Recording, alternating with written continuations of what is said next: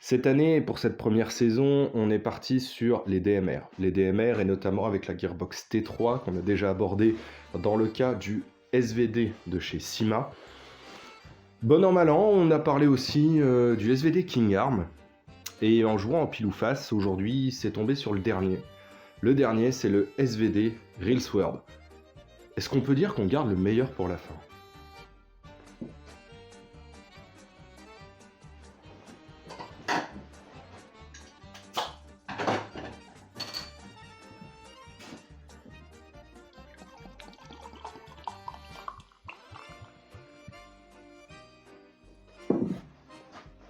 Ouf.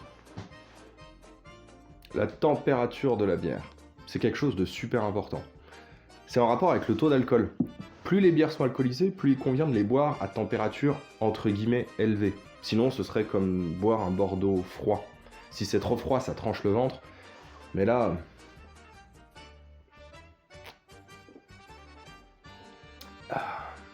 ça descend tout seul, comme la rosée du matin sur les feuilles.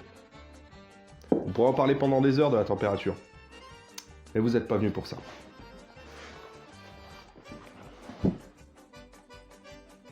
Le SVD de chez Real Sword. Le SVD Real Sword, c'est un monument. C'est un monument, ça pèse un poids de chien comparé au SVD de chez Cyma. En plus, avec la Bellomo, on rajoute encore un petit peu de poids. Là, on est vraiment sur une bête, c'est une bête de collection. Voilà. Plus de collection que réellement de jeu, on va voir un petit peu pourquoi, notamment à cause du poids. C'est super ajusté. Alors, pour trouver du jeu là-dedans, il va falloir le casser en deux. Vous me connaissez, moi l'externe, c'est vraiment pas mon truc. Je suis pas là à être tatillon sur certains éléments. Simplement, ce que je peux remarquer dessus, comme sur la plupart des SVD, fragilité ici au niveau de la poignée bois, la mienne était fendue. Donc pour ce faire, vous la démontez quand elle est fendue, de la colle à bois, serre joint pendant 48 heures. Ensuite là, j'ai mis un petit peu de paracorde. Voilà, j'apprécie, ça tient correctement, mais sachez que voilà, il peut se fendre ici, et c'est un petit peu dommage. On a du beau bois, pour une fois que j'ai pas retravaillé le bois, ça arrivera. Il y aura un tuto sur une nouvelle réplique que j'ai pu avoir grâce à l'homme du dépôt, voilà. Et ici, le bois, je l'ai laissé vraiment d'origine, le petit côté rouge comme ça. Vu que c'est quelque chose de collection, bah, il faut mieux éviter de la modifier si jamais je dois m'en séparer un jour. Vaut mieux le laisser d'origine. En tout cas, pour l'externe, parce que l'interne, il faut qu'on en parle. Certains d'entre vous pourront trouver cette vidéo un peu courte. Parce qu'en effet, ici c'est un fil rouge. C'est un fil rouge, ça veut dire qu'on en a parlé toute l'année. On en a parlé toute l'année. Tous les petits éléments qui ont pu être dispersés au fur et à mesure des vidéos, tout aboutit pour être ici. Un petit peu comme dans le film L'heure zéro. Tout ce qu'on a fait avant est juste pour qu'on soit ensemble maintenant. On a parlé des optiques russes. Donc du coup, cette Bellomo, j'ai pas besoin d'en parler. On a parlé de la Gearbox T3, ici c'est une Gearbox T3, on va y revenir. On a parlé du block hop-up, comment le modifier pour qu'il soit beaucoup plus précis, en tout cas beaucoup plus régulier, parce qu'ici c'est un block hop-up de chez Cyma. Si vous vous souvenez du contexte, parce que ça va être intéressant pour tout le reste de l'upgrade, quand j'ai reçu cette réplique-là, et j'étais déjà au courant, c'est une réplique que j'ai achetée d'occasion, le block hop-up tombait en poussière, la Gearbox était foutue, elle a explosé. Voilà. Je l'ai remonté, j'ai fait un tir, paf. Voilà. Donc tout ça pour dire que j'ai dû refaire tout de A à Z, et c'est ça qui va être intéressant, parce qu'en faisant tout de A à Z, j'ai mis un peu de budget dedans, je vais vous le dire tout de suite, il y a eu 160 € de pièces, 166 et 10 centimes de pièces, donc voilà, c'est un budget, pour la remettre complètement à neuf. Et paradoxalement, on n'a absolument pas besoin d'autant de budget pour en faire une bête de course. Le chargeur, faut l'enlever celui-là, faut l'enlever, et ça se clipse. Et au niveau du jeu, il n'y a que dalle. Il n'y a aucun jeu. C'est une réplique, on l'a vu en abordant, parce que c'est une... Alors j'allais dire c'est une copie du Cyma. Non, c'est l'inverse. C'est Cyma qui a copié Real Sword. Et je pense que c'était dû faire la même chose, parce que dans la vidéo que j'ai vue, c'est sensiblement identique. C'est une réplique qui tire qu'en semi. Et ça, c'est super important. Ça va nous permettre, nous, de pouvoir augmenter la puissance. Là, la réplique, elle est à 1,6 Joule. On verra pendant les tests de tir, je shoot de la 0,48 sur Tyrion, un Tyrion qui va bientôt prendre des vacances de Noël, parce que le pauvre, il a un peu subi cette année. Et on va voir ça ensemble. Qu'est-ce qu'on met à l'intérieur? Alors pour ceux qui fréquentent la chaîne assez régulièrement, vous avez sans doute remarqué que moi je n'aime pas dépenser pour dépenser. Ici j'ai dû le faire parce qu'il manquait énormément de choses. Et on va essayer de classer cet upgrade avec ce qui est absolument nécessaire et ce qui est facultatif. Et après on parlera de mon cas parce que j'ai dû racheter des choses que vous possédez déjà, si vous possédez un Sima ou si vous possédez un Real Sword. La chose que vous devez changer impérativement, que ce soit le Sima ou le Real Sword, je vais arrêter de parler du Sima, ici on parle que du Real Sword, ça va être le nozzle. Le nozzle, j'ai pris un nozzle FPS Softair adapté pour les répliques SVD. On les trouve chez Begady. Ce qui est bien, c'est que vous allez avoir des petits bonbons Haribo, donc ça c'est toujours ça de prix. C'est vraiment toujours ça de prix. Le nozzle, c'est impératif. La tête de piston, c'est impératif aussi. Celle que j'avais en tout cas n'était pas étanche, même dans la gearbox Real Sword. Le piston, par contre, si vous avez un piston Real Sword, pas besoin de le changer. Moi, je l'ai changé parce que j'avais la gearbox Sima, même si j'avais aussi le piston Real Sword. Voici à quoi il ressemble. Donc voilà, le piston d'origine Real Sword. Donc dedans métallique, le reste c'est du polymère. Ça tient, ça tiendra pour ce qu'on lui demande. C'est un piston de 19 dents, donc on a une grande course et avec un ressort assez faible. Je crois que là je suis sur un M100. Je suis sur un M100, je passe à 400 fps, donc je joue le 6.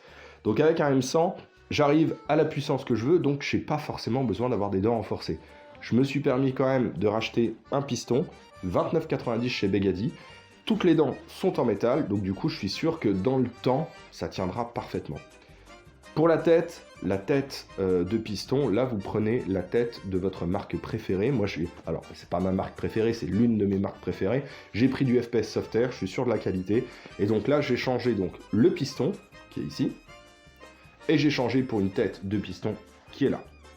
Et j'ai changé un nozzle qui est ici. Donc là pour le moment on est sur un total de 39,80. Allez, on va rajouter 5 €. Voilà, on est à 45 €. Grosso modo on est à 45 € pour changer un piston, une tête de piston et un nozzle. Et ça suffit. Ça suffit amplement. Piston, tête de piston, nozzle. La tête de cylindre, vous mettez un peu de téflon autour pour vraiment la maintenir en place et qu'elle soit étanche. Et ça suffit. Ça suffit. Tout le reste, je vais pas dire que c'est du cosmétique, mais presque. Et ça m'a permis, moi, de remonter la totalité de ce Real Sword. J'ai dû prendre une gearbox T3 de chez Sima. Donc chez Begady, elle doit être à quasiment 95 €, je crois, quelque chose comme ça. Parce que la mienne était pétée. La mienne était pétée. J'ai récupéré le moteur Real Sword, donc il fonctionne parfaitement. Qu'est-ce que j'ai fait aussi dessus? Ça, c'est important parce que c'est du confort. Moi, j'avais une gearbox Real Sword qui me permettait de la débloquer quand elle est bloquée en semi. Voilà, tout simplement. Je vous explique rapidement. Une gearbox qui est bloquée en semi, le cut-off lever donc, va faire coupe-circuit. Et si vous spammez la queue de détente, vous pouvez vous arrêter à un moment où le coupe-circuit est actif. Ce qui fait que votre réplique, mécaniquement, ne peut plus tirer.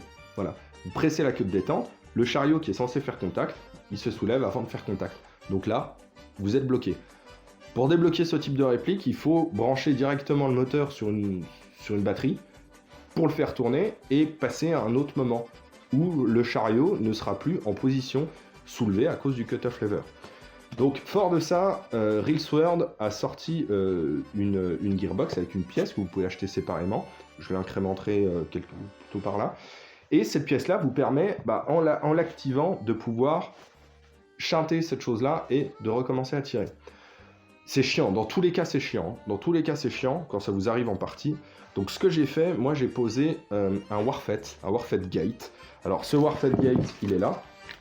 Donc il y a la clé de programmation avec. Donc ce Warfet Gate, il me permet de faire du pré-engagement de piston. Ce qui fait qu'une fois que mon tir est arrêté à cause, en tout cas grâce à mon coupe-circuit, à mon cut-off lever, le piston va revenir en position arrière et donc du coup je ne m'arrête jamais dans un moment où le coupe-circuit est actif. Ça me permet de ne jamais bloquer ma gearbox parce que si ça vous arrive en partie, c'est que vous êtes en train de tirer sur un adversaire et ça ne tirera pas et c'est chiant. Voilà, tout simplement c'est chiant. Donc c'est un gros défaut qu'on peut avoir sur la Gearbox T3, c'est qu'elles peuvent se bloquer si vous ne mettez pas de MOSFET, en tout cas de pré-engagement de piston sur le MOSFET. Ça peut poser problème. Alors pourquoi préférer le Reelsword au CIMA? Honnêtement, c'est juste de la collection. Cette réplique-là, je l'utilise, pour ainsi dire, jamais. Ça pèse très lourd.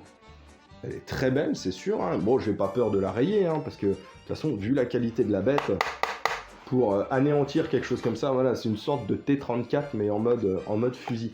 Donc, pourquoi je la joue pas des masses? C'est à cause de son poids. Son poids, pour moi, c'est pas que c'est quelque chose de rédhibitoire, mais quand vous êtes positionné et que vous êtes en train de viser, voilà, c'est vite désagréable. C'est pas un souci de physique. Hein.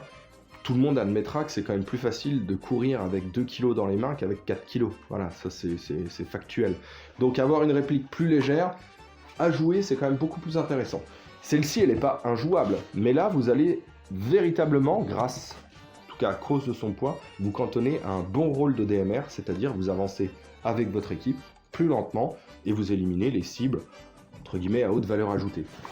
C'est sûr que en mettant la Bellomo en plus, voilà, on va pas dans le sens de nos intérêts, mais quand même, on obtient une réplique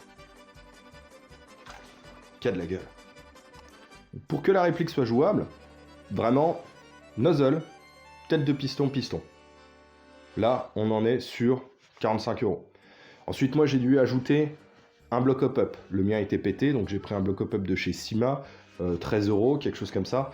Donc du coup, là, j'avais fait une vidéo, notamment, c'est pour ça que je vous dis que celle-ci sera courte, hein, parce qu'on a déjà parlé de tout ça. On a un bloc hop-up qu'on a modifié légèrement pour qu'il soit beaucoup plus stable, et qui nous permette de tirer sur Tyrion, comme ici, à 60 mètres.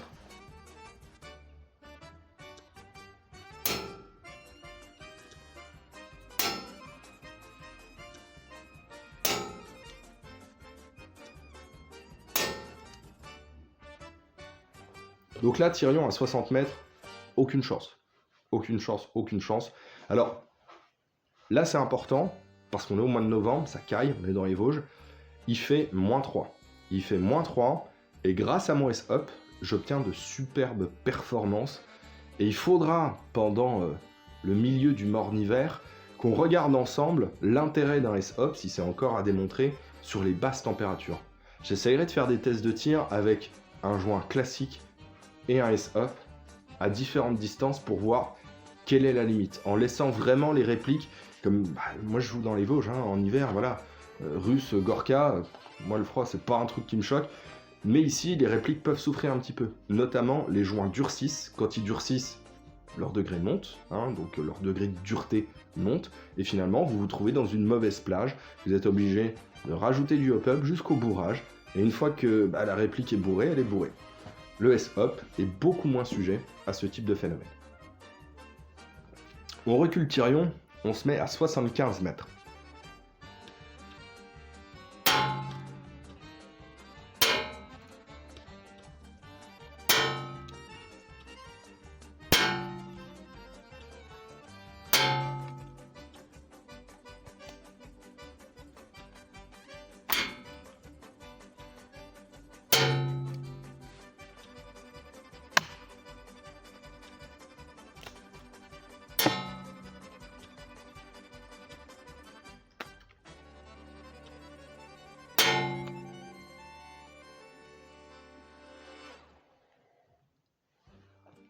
« 75 mètres, c'est la limite efficace de ce type de réplique. C'est pour ça que la question qu'il y avait en préambule, est-ce que c'est le meilleur SVD? Question beauté, il n'y a pas à dire. L'esthétique, voilà, c'est quelque chose... On y est sensible ou pas, moi j'y suis peu sensible. Le poids va être rédhibitoire parce que je vois que j'ai les mêmes performances avec mon SR3M, qui est un peu plus léger, mais j'ai les mêmes performances avec le VSS Winter King Arm, qui lui est un poids plume. C'est pour ça que j'utilise assez rarement, pour tout vous dire, cette réplique-là. Elle est dans une housse, chez moi, elle dort, tranquillement, les saisons la survolent sans la soupçonner. Mais je vais la ressortir. Cet été, elle ressortira, je vais faire une petite OP, je vais la ressortir et je vais me faire plaisir avec ça parce que on peut avoir des loadouts sympas avec un petit SVD. Donc voilà pour le setup, voilà à quoi ça ressemble. Ici j'ai une petite poche où généralement je mets mon gilet rouge quand je suis touché, ça arrive plus que de raison.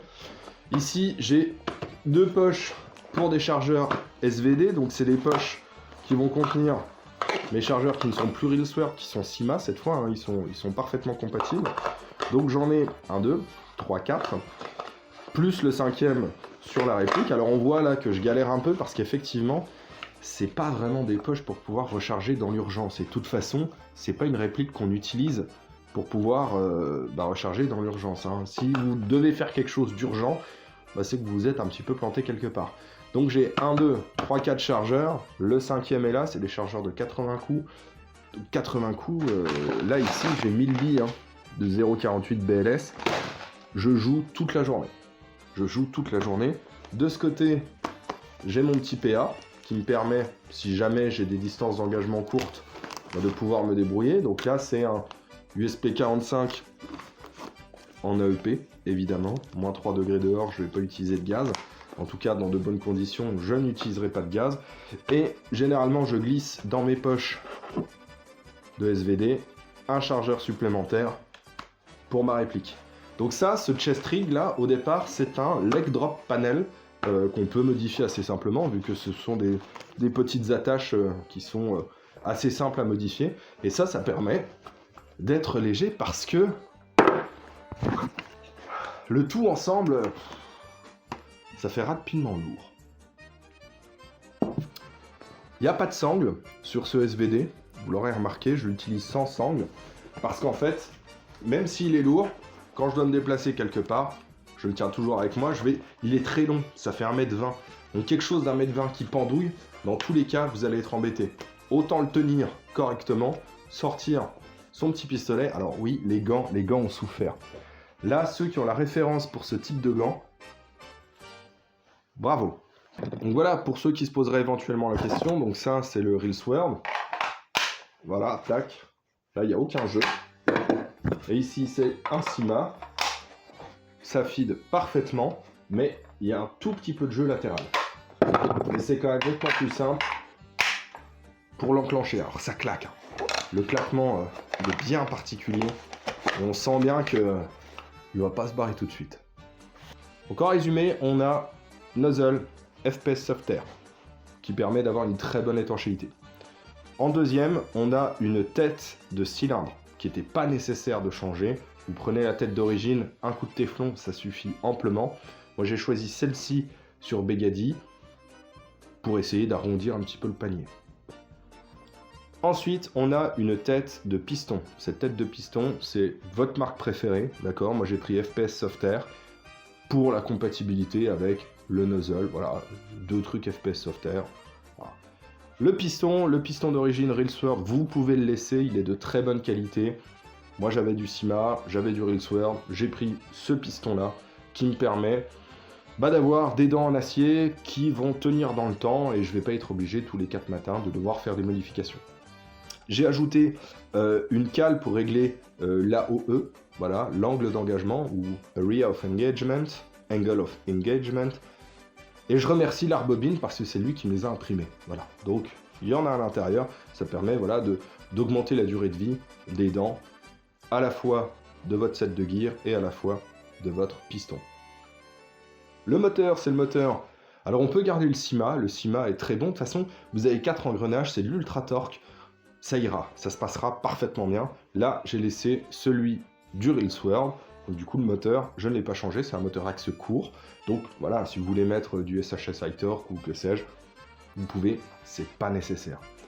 Le câblage, moi j'ai mis un MOSFET, Warfed Gate, qui me permet, comme je l'ai dit précédemment, de ne pas risquer de bloquer ma réplique dans une mauvaise position. Vous n'êtes pas obligé de mettre un MOSFET. Mais quand on joue en LiPo 11.1, c'est toujours intéressant d'avoir un MOSFET pour protéger les contacteurs. Ici c'est de la 11.1, ici c'est le Warfed Gate. Ça me permet aussi de faire du pré-engagement de piston pour avoir une meilleure réactivité et comme je vous l'ai dit, ne pas bloquer ma réplique dans un mauvais moment pour pas qu'elle soit mécaniquement bloquée. Donc voilà toute la kit list qu'il y a à l'intérieur. Le block hop-up, c'est un block hop-up Syma, on en a fait la modification, souvenez-vous, dans une vidéo qui était dédiée à ça. Montage S-Hop, joint Marui soft. Le canon, c'est un canon d'origine. Les performances sont là. Dans toute la liste, tout n'est pas forcément utile. Mais je me suis fait plaisir. Au niveau du tir, là c'est de la 11.1, c'est un peu faiblard. La batterie n'est pas forcément complètement chargée. Je vais en recharger une pendant la vidéo pour justement vous montrer à quoi ça ressemble, surtout au niveau des tests de tir. C'est très rare que j'utilise cette réplique de cette manière-là. Généralement, je mets le pré-engagement de piston au niveau de la queue de détente. Je vais vous montrer ça tout de suite.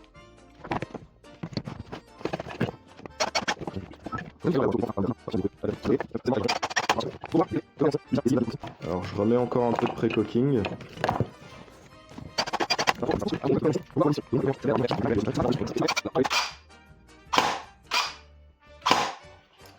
On gagne en discrétion, alors ça s'entend absolument pas ici parce que ça résonne à fond, mais une fois qu'on est à l'extérieur, alors ce sera pas le cas pendant les tests de tir parce que je l'avais réglé, je l'avais mis en mode normal, mais j'apprécie de jouer.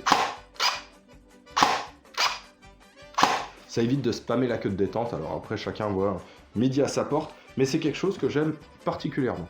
Alors, c'est pour moi un des défauts du Rilsword, c'est que il faut une force de bourrin pour pouvoir à la fois mettre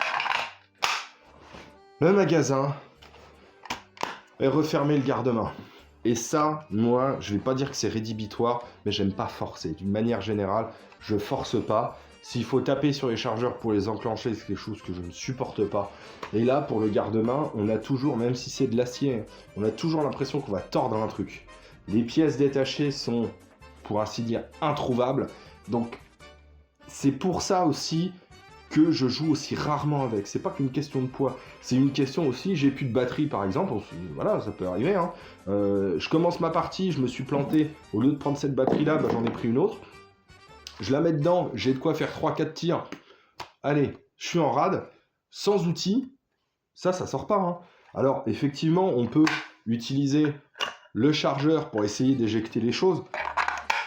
C'est pas du boulot, c'est pas du boulot. Ce type n'est pas un airsofter, vous allez le comprendre ça.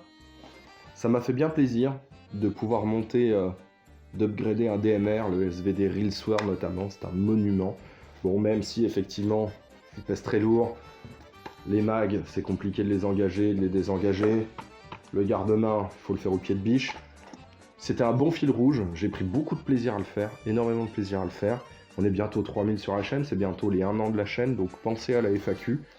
Et moi, bah, je vais vous laisser, je vais me creuser la soupière pour savoir qu'est-ce qu'on pourra faire s'il y a une saison 2.